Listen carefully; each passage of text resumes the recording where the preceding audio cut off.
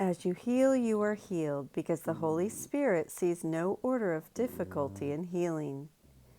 Healing is the way to undo the belief in differences, being the only way of perceiving the sonship as one. As you heal, you are healed is the same as saying, as you teach, you learn, since giving and receiving are the same, and ideas leave not their source. Healing again has nothing to do with the body, such as in laying on of hands, uttering sacred words, or performing certain rituals.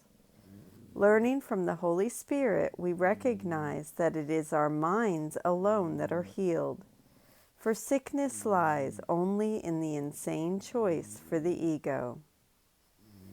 The key terms in this passage are differences and as one.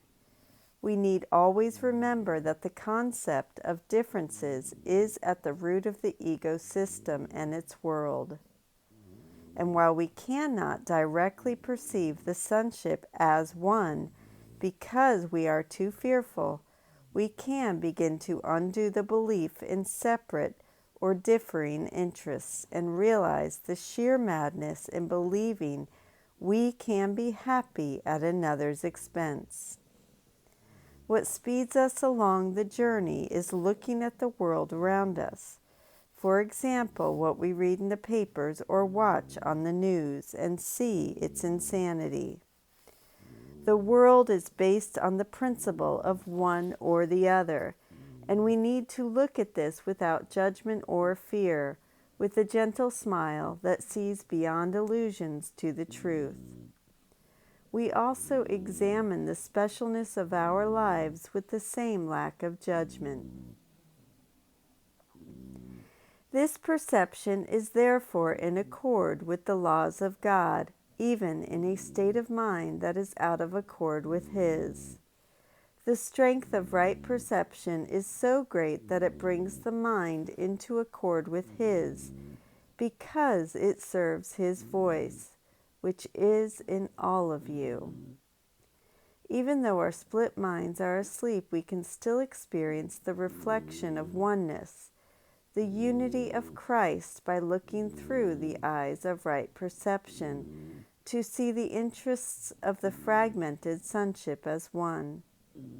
After all, since the Holy Spirit's voice is in everyone's right mind, each member of the sonship must share the common purpose of learning to choose His atonement instead of the ego's separation.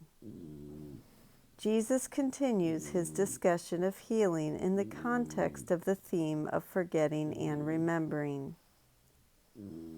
Healing is a way of forgetting the sense of danger the ego has induced in you by not recognizing its existence in your brother. This strengthens the Holy Spirit in both of you, because it is a refusal to acknowledge fear. Love needs only this invitation. It comes freely to all the sonship, being what the sonship is. By your awakening to it, you are merely forgetting what you are not. This enables you to remember what you are. Healing undoes the ego's thought system of fear and projection by our forgetting what it taught us. This is not denial, but merely choosing against the illusion and remembering the love that has waited for our invitation. We turn from the ego's images of specialness toward the purpose we share with all our brothers.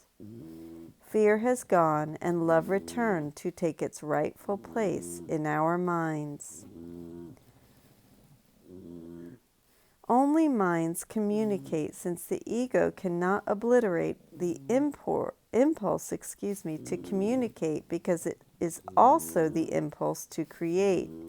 It can only teach you that the body can both communicate and create, and therefore does not need the mind.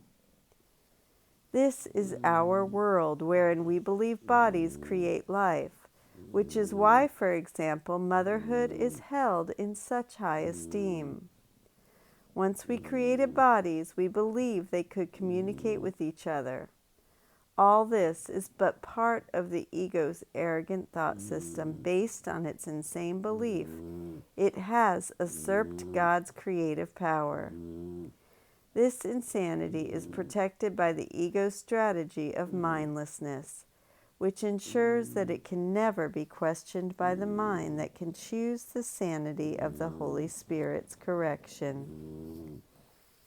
The ego thus tries to teach you that the body can act like the mind and is therefore self-sufficient. Yet we have learned that behavior is not the level for either teaching or learning, since you can act in accordance with what you do not believe. To do this, however, will weaken you as a teacher and a learner because, as had been repeatedly emphasized, you teach what you do believe. An inconsistent lesson will be poorly taught and poorly learned. If you teach both sickness and healing, you are both a poor teacher and a poor learner. The world teaches that sickness is real, as is healing, yet they cannot both exist.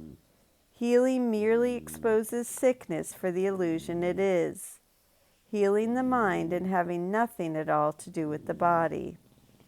Recall that the body does not get sick, nor is it healed, for everything happens in the mind.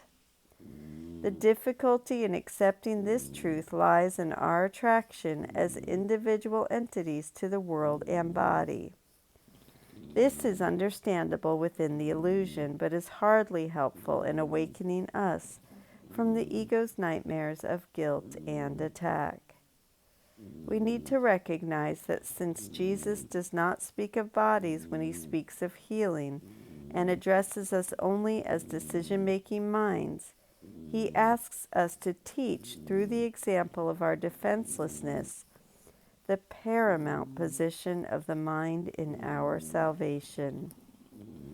This theme becomes increasingly clear as we continue our symphonic journey through the text.